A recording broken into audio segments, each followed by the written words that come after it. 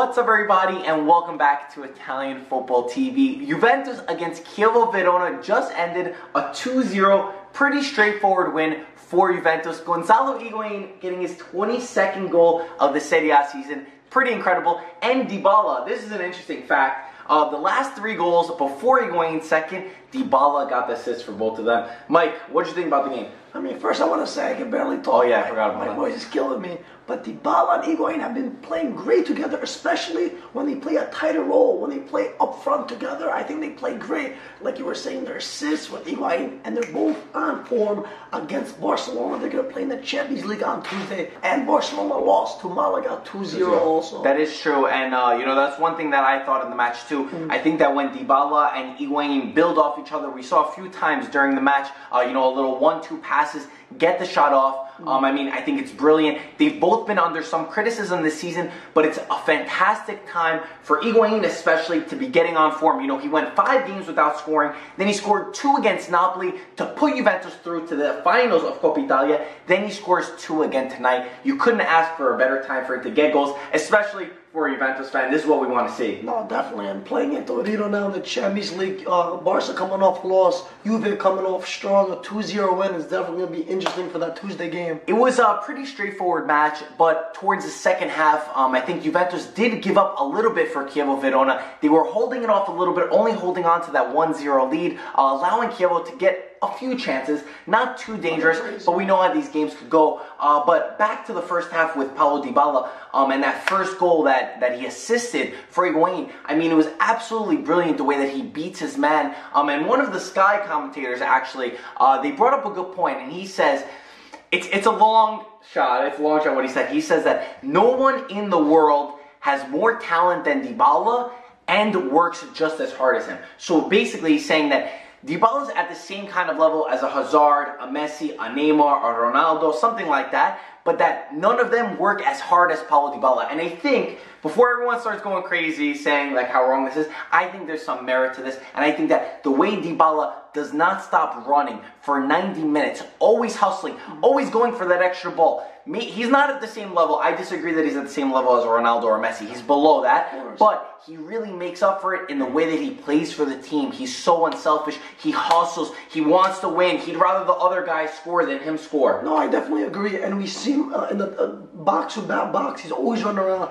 I remember you're like, whoa, did Dybala block that? Yeah. And he was like in the back with the defenders. Exactly. He never stops running if you see him. He made a mistake on that play. He was in the right back position, but it's okay. Like being there and the effort. He's 23 years old. It's going to continue growing.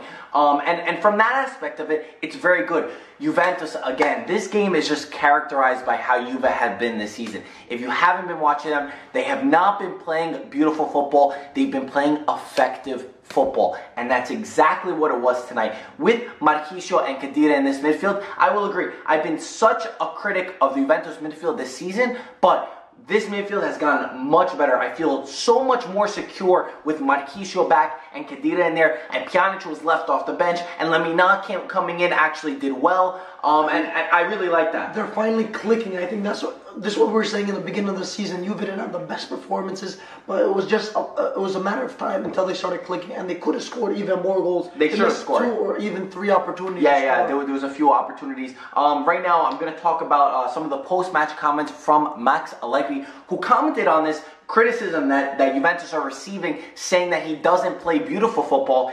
He says, "I'm happy for those who can play spectacular football," meaning the coaches who could coach that kind of football. "But if I want a spectacle, then I'll go to the circus. I just want the 3 points." He says simple. He says it nice and easy, and yeah, at the end of the day, all you see is the result. Whoever won, not how good you played. That's it. I get the love to see some teams play the way they play some tiki-taka. I like that style of football. There are some teams that really do it well, and it's beautiful to watch and to admire. But I think that it comes to a point where you need to win. There's playing beautiful football, yeah, it's great. But if you play beautiful football and you don't win, you need to play to your strengths. If you can't play that beautiful football, just win. Just win, because that is what's going to be remembered at the end of the day. He also had some more things to say. Talking about Barcelona's defeat, 2-0 defeat to Malaga, he says that it is irrelevant. And he says that Barcelona know how to play in this kind of a match. So that game does not affect this at all. Of course, he's going to say that. Talking more on how Juventus play, he says, we need to defend when necessary and attack at the right time. Football is very simple. You have attacking and defending. You need both. There's no shame in being good at defending. And as a matter of fact, it's just as beautiful as great attacks. So yeah, basically going back to that the defensive approach, which they're often seen. We saw it against Napoli, parking the bus. But he says that it's almost like an art to play as a defense. You know, I definitely agree with Allegri. Whoever says defending is anti-football, whoever parks the bus, listen, if you don't have the players, you got to use your resources. Like, I can criticize this for, you know, when Greece. I knew you were going to say that. He always got to bring it up. If you're a good coach, you make what's best. If you don't have, you know, Dybala up front, Higuain, if you don't have Messi up front, you just got to use what you got. And you attack when you could, even if you have to park the bus. I think... what's the word? What'd you say? Bad football? What'd you call it? Anti-football. Anti-football. I think anti-football is the ones who dive, the ones who kick the ball out, you know, make believe they get hit in the chest and they grab their legs. And sometimes we do see it from a guy like Cuadrado, I'm not going to lie, or Dani Alves, which is terrible. We don't like to see that in any team. Any team, everybody's got their players like that. I personally think that's anti-football. I think there's beauty in defending. I think that, especially being Italian, growing up like that, and just winning. Beauty is in the win. And he also surprisingly said, I think that this match against Chievo Verona was the toughest game of the season.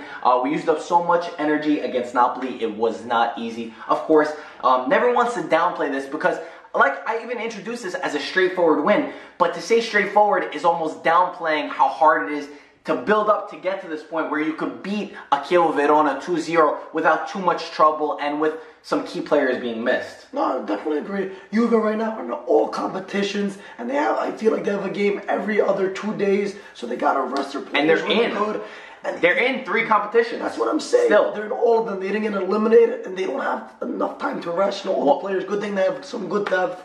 But most of the players are in and out. So one thing I was thinking is how we're starting to see seasons for some teams just end. I mean, like Roma and Napoli this week. You know, the Coppa Italia, that's one competition that they're out of. European football, they're out of it. Really, for the Scudetto, they're almost out of it. They're playing for that second place, that second and third place spots. So it's really getting to that crunch time of the season where everything's ending and football, everything's being tidied up. And it's just about nailing out these kinds of results to build for May when these finals start coming, where the final pushes start coming. So I think that's important. Maran also said that we did trouble, the coach of Chievo, he said that we did trouble Juventus, just wasn't enough. And I think that's the way it went. Chievo Verona have really fell for me. They've been comfortable with a mid-table team. We see they got a little crest, that's a ladder. That's where they're going to stay, in the middle of the ladder, going a little bit up and then going a little bit down. That's just how I see it. They're not exciting like an Atalanta side. They're not exciting like some of those guys. Speaking of Atalanta, they couldn't get the 3 points against Sassuolo, and they're chasing Europe. A weak Sassuolo. So difficult, especially all the teams in front of them or close to them have very tough games, and they couldn't capitalize. They drew 1-1 to Sassuolo. It wasn't a great game. Mattia Caldara gave away an open play to Sassuolo, and I believe Pellegrini is the one who finished it off for Sassuolo. There was plenty of chances for Atalanta, and then Brian Cristante actually scored the goal to level at 1-1. They couldn't capitalize. Mattia Caldara had a chance to make up for his mistake right in front of the goal. I don't know why he was that high up, first of all. He does score a lot. He has the most goals as a center-back in the Serie A. There we go. Awesome. But he did not score tonight, and Atalanta, Gasperini's team, not good enough, and this was a result that you really needed to get. With Crotone playing Inter, you know, you got to assume that Inter's going to win, and Palermo playing Milan, very likelihood that both of those teams who are very close to Atalanta are going to win. They won't surpass them, but they could have temporarily gone to a 4th place spot, and especially because Lazio is playing Napoli, which is... You could assume that Lazio is going to drop some points. They could have went to 4th place. They could have capitalized this. So close. And they messed up. But I hope this isn't the end for them. I hope Gasperini is still chasing a Europa League spot. I mean, absolutely. They're still in 5th place. They're still... I believe they have 5th place secured. I'm not positive. I think they do. I think Inter's on 55 points and Milan's on 54. So they can't go above it. But still, these are the kind of games where they're so close against a Sassuolo where you just need to pick up those points. Anyway, guys, those were the 2 Serie A games. Oh no, there was a third one, but we don't watch it. Pescara versus Empoli. Empoli, 1-1. We didn't get a chance to see that one. Anyway, guys, let us know what you think. As always, put your thoughts in the comment section below. Thank you for watching. We'll talk to you soon. Ciao, guys. Ciao, ragazzi.